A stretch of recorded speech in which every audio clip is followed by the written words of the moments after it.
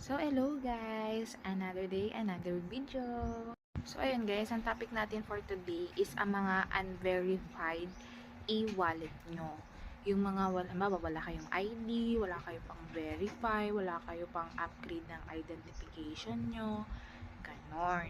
So, in case meron kayong mga problem na ganito, message nyo ko sa aking Facebook account, Anjesly Pilierba. Make sure na makikipag-video call bago ang process para maiwasan ang poser na gumagaya ng aking account. So, ayun na nga. Ano-ano ba ang mga unverified e-wallet na kaya nating withdraw or ilabas ang mga balances? So, ayun. Unang-una na dyan, ang GrabPay. Grab Wallet.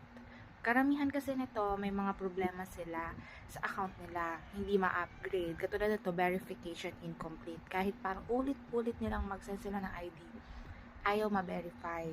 Tapos may laman na. So, mahirap na ilabas. So, ayun. Pwede natin siyang ilabas.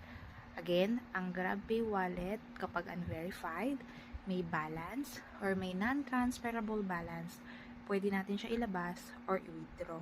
Saan magme-message? Yes, Facebook account ko, okay. Number 1, GrabPay wallet na unverified. Or mga balances sa GrabPay na hindi nyo malabas dahil non-transferable or wala kayong ID to verify identity. Okay, next, syempre ang GCash.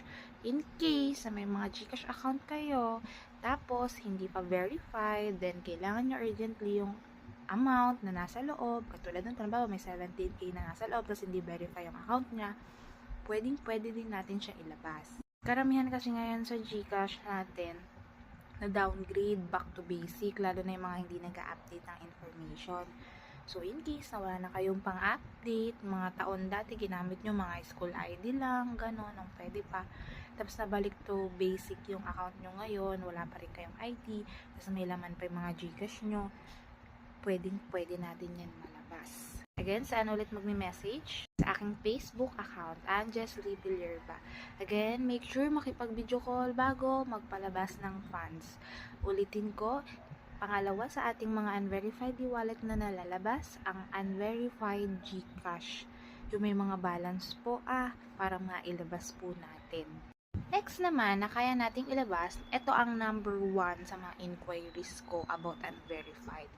Kasi itong PayMaya, sobrang higpit niya. Hindi mo maipapalabas agad to basta-basta. Hindi yan nadadaan sa kung saan-saan lang. Kailangan talaga siya ipa-convert or i-verified. So, ito, in case na meron kayong PayMaya or yung known natin ngayon na Maya account, tapos unverified, hindi nyo ma-verify, hindi nyo ma-upgrade yung account,